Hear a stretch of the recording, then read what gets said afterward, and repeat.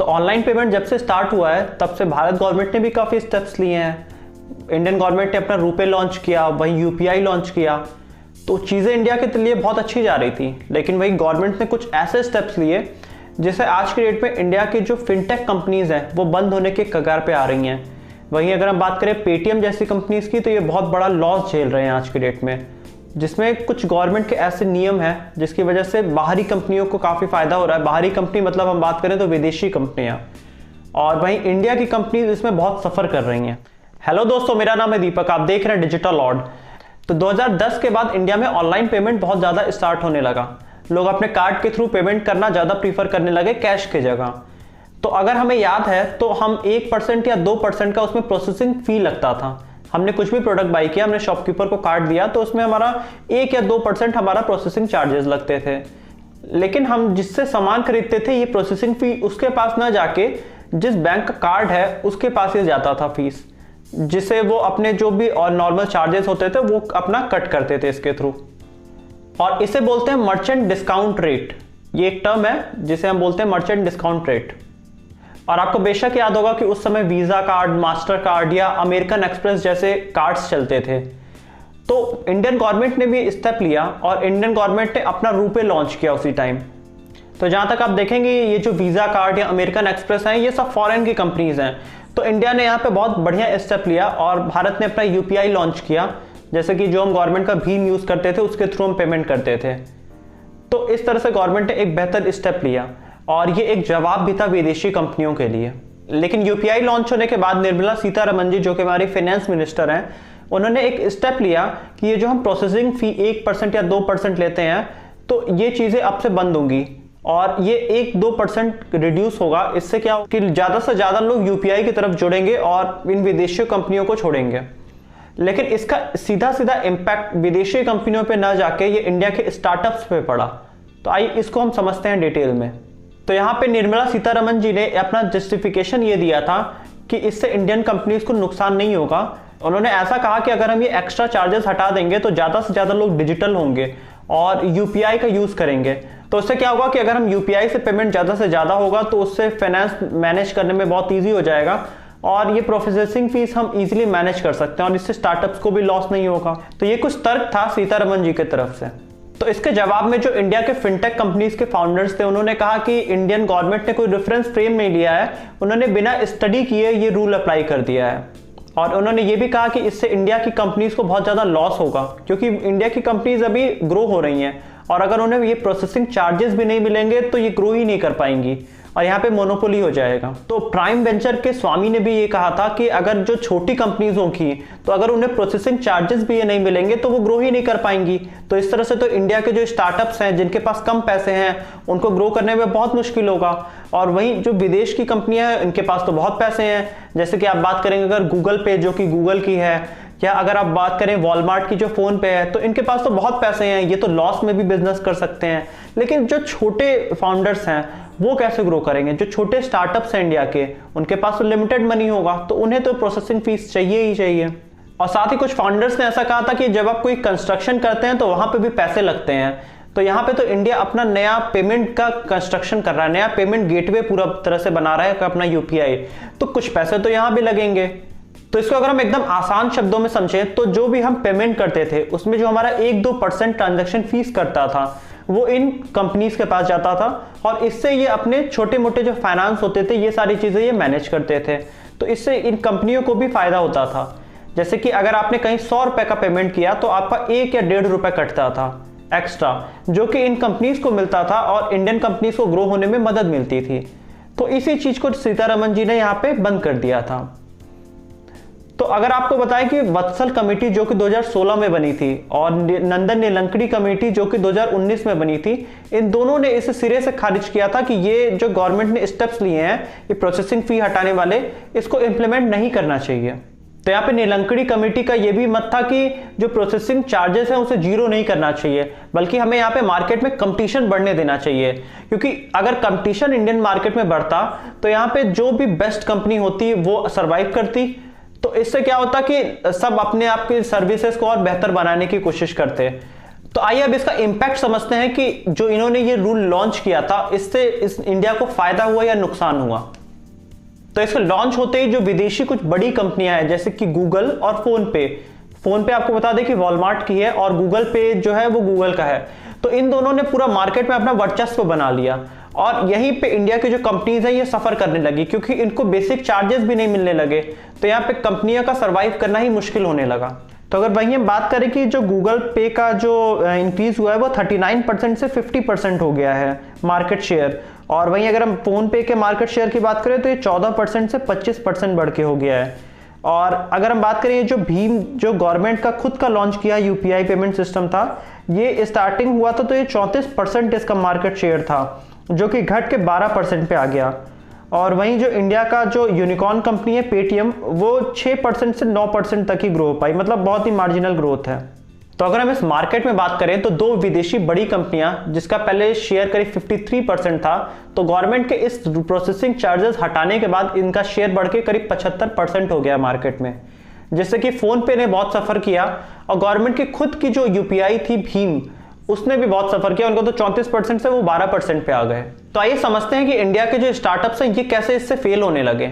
तो अगर आपने देखा होगा कि गूगल पे या फोन पे आपको बहुत से ऑफर्स मिलते हैं, आपको कई बार स्क्रैच कार्ड मिल जाते हैं, या तो आपने अगर मान लो 1000 का पेमेंट किया तो आपको 5 या 10 रुपए आपको कैशबैक मिल जाते हैं। तो इस तरह ये कंपनियां कोशिश करती हैं कि हम अपना मार्केट शेयर बढ़ा सकें, मतलब ज्यादा से ज्यादा लोग फोन पे और गूगल पे यूज करें।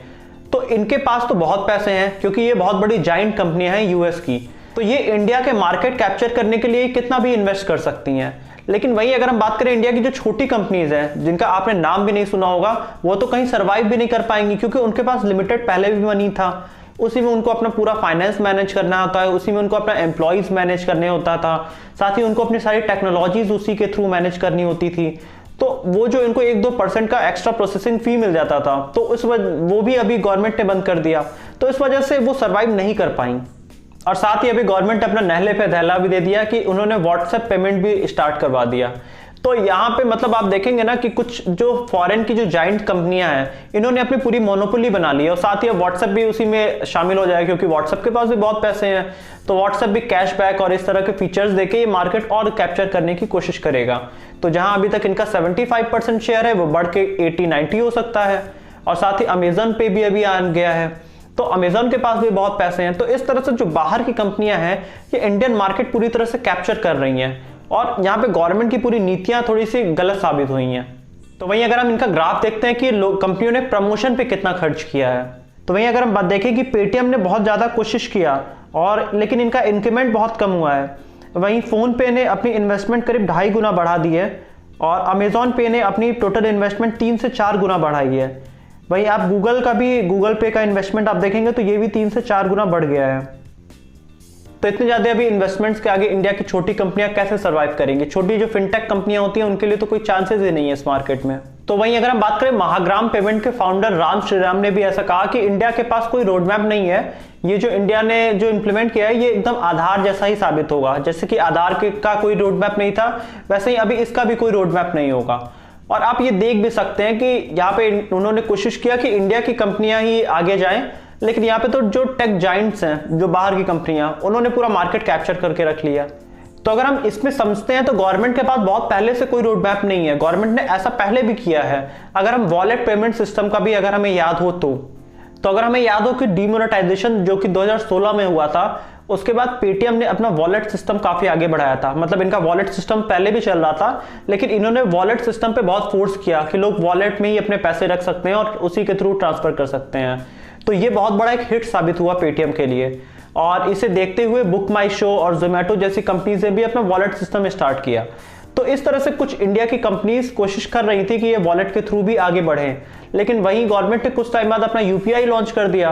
तो जिन कंपनियों ने अपना बहुत सारा पैसा वॉलेट सिस्टम पे बढ़ाने के लिए लगाया था वो वहीं पे धरा का धरा रह गया, क्योंकि अपना यूपीआई आ गया था, तो अब लोग वॉलेट यूज ही नहीं करेंगे। तो इस तरह से गवर्नमेंट के पास कोई लॉन्ग टर्म विजन ही नहीं है। और अगर यहाँ पे गवर्नमेंट को जीरो प्रोसेसिंग चार्जेस भी करने थे तो उन्हें यहाँ पे कुछ टाइम वेट करना चाहिए था कि अभी ज़्यादा से ज़्यादा लोगों को पहले ऑनलाइन आने देना चाहिए था। अभी भी इंडिया में बहुत सी जगह, ज़्यादातर जगह आप देखेंगे लोग कैश में ही डील करते हैं, लोग कैश में ही पेमेंट करते हैं। तो यहाँ पे गवर्नमेंट को पहले कोशिश करनी चाहिए थी कि ज़्यादा से ज़्यादा लोग पहले ऑनलाइन आ जाएं, डिजिटल आ जाएं, वो डिजिटल पेमेंट स्टार्ट कर दें। उसके बाद गवर्नमेंट को ये प्रोसेसिंग फी 0 करनी चाहिए थी। तब क्या होता कि एक कस्टमर बेस हो जाता कंपनीज के पास, उनके पास प्रॉफिट के अच्छे सोर्सेज हो जाते। लेकिन यहाँ पे कस्टमर अभी बहुत ज्यादा है नहीं ऑनलाइन के, और उस पर भी गवर्नमेंट ने प्रोसेसिंग चार्जेस हटा दिए, तो कंपनीज तो यहाँ सफर करेंगी। तो यहाँ पे एक और लॉस हम कस्टमर्स को भी है, जैसे कि अगर हमने कोई पेमेंट किया गूगल पे और अगर वो पेमेंट हमारा बीच में कहीं फंस गया, तो सबसे पहले गूगल पे हमें 3 दिन का टाइम देता है कि वो पैसे आपके वापस आ जाएंगे। बट इन केस कभी कभी ऐसा होता है कि वो पैसे तब भी नहीं वापस आते हैं, तो गूगल पे बात करने पे वो बोलते हैं कि आप अपने बैंक से बात करिए। तो अगर आप बैंक के पास जाओगे तो बैंक कहेगा आपने तो गूगल पे से पेमेंट किया है, तो आप उनके पास जाइए। तो इस तरह से कस्टमर्स ना इधर ही रह पाते हैं ना उधर ही रह पाते हैं। और ये जो कंपनीज हैं ऑनलाइन गूगल पे जैसी, तो इनको 1 या 2% का कुछ प्रोसेसिंग फीस भी नहीं मिलता है। इसलिए ये कस्टमर का एक बार सेल होने के बाद ये ध्यान भी नहीं देती हैं कि मतलब कस्टमर का पैसा पहुंचा नहीं पहुंचा। तो ये भी एक बहुत मेजर इशू आ रहा है। तो यहाँ पे कस्टमर सेटिस्फेक्शन वाली चीजें बहुत हद तक अब कम हो गई है, आप देखेंगे, और ऐसा बहुत लोगों के साथ हो रहा है। तो अगर हम यहाँ पे बैंक्स को भी देखें, तो बैंक्स का देखिए बेसिक नेचर होता है कि वो जहाँ पे प्रॉफिट होता है ये वहीं पे इन्वेस्ट करते हैं। तो यहाँ पे इंडिया के जो बैंक्स हैं वो भी यूपीआई अपने पेमेंट पे बहुत कम ध्यान देते हैं। मतलब इनका भी यूपीआई का सिस्टम बहुत अच्छा नहीं है, क्योंकि उन्हें पता है कि जो उन्हें 1-2% का जो प्रोसेसिंग चार्जेस मिलने वाले थे वो 0 हो चुके हैं। तो यहाँ पे जो कंपनीज है वो आपको क्रेडिट कार्ड या डेबिट कार्ड के लिए बार बार फोन करके आपसे बातें करती हैं, लेकिन वो आपसे यूपीआई के लिए आपको फोर्स नहीं करती हैं, क्योंकि उससे उनको प्रॉफिट नहीं है। तो उन्हें प्रॉफिट हो रहा है क्रेडिट कार्ड से, तो वो क्रेडिट कार्ड में डील करते हैं। और अगर हम यहाँ पे देखें कि जो बैंक के जो यूपीआई पेमेंट सिस्टम है इनमें भी बहुत फेल्योर आ रहा है, क्योंकि ये लोग अपने टेक्नोलॉजीज पे बहुत इन्वेस्ट नहीं कर रही हैं। उन्हें पता है कि हमें यहाँ पे बहुत ज्यादा पैसे यूपीआई के थ्रू नहीं मिल रहे हैं। तो अगर हम यहाँ पे जुलाई से लेकर सितंबर तक का फेल्योर का रेट अगर देखें, जो बैंक के थ्रू जो यूपीआई पेमेंट फेल हुए हैं, तो अगर हम एसबीआई का जुलाई से लेकर सितंबर में फेल्योर रेट देखें तो ये बढ़ता हुआ आपको ग्राफ दिखेगा। और अगर हम वहीं कैनरा बैंक का देखें तो इनका भी ग्राफ बढ़ ही रहा है। वहीं अगर हम एक्सिस बैंक पे देखें तो इनका भी ग्राफ बढ़ता हुआ है, और एचडीएफसी बैंक में भी आपका फेल्योर रेट थोड़ा बढ़ता ही हुआ दिख रहा है।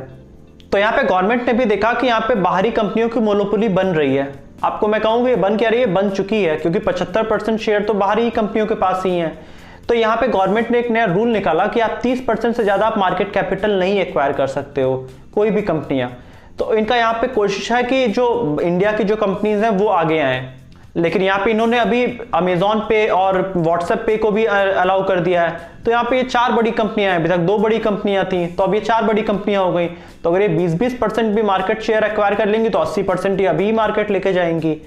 तो यहाँ पे गवर्नमेंट को अपना एक विजन सोचना होगा, एक लॉन्ग टर्म प्लानिंग देखनी होगी। यहाँ पे मार्केट कैपिटल कम करके मार्केट नहीं जीता जा सकता है। इंडिया का जो भीम पेमेंट सिस्टम है इसको उन्हें और बेहतर बनाना होगा।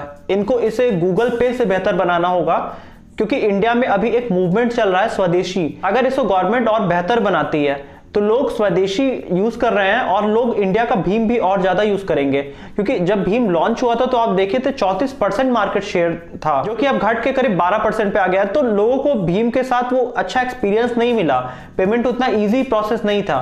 तो गवर्नमेंट को अपनी टेक्नोलॉजी और बेहतर करनी चाहिए, और साथ ही गवर्नमेंट को इंडिया के कंपनीज की भी हेल्प करनी चाहिए, ताकि वो भी अपनी टेक्नोलॉजीज और बेहतर कर सके और वो भी मार्केट में सर्वाइव कर पाए।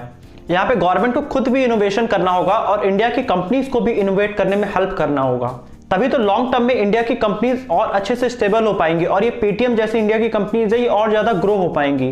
तो इसी के साथ आज की वीडियो खत्म होती है। अगर आपको ये वीडियो अच्छी लगी तो आप वीडियो को लाइक कर दीजिएगा और चैनल को सब्सक्राइब कर दीजिएगा, और साथ ही आप बेल आइकन भी प्रेस कर सकते हैं ताकि आपको वीडियो की रेगुलर नोटिफिकेशन मिल जाए।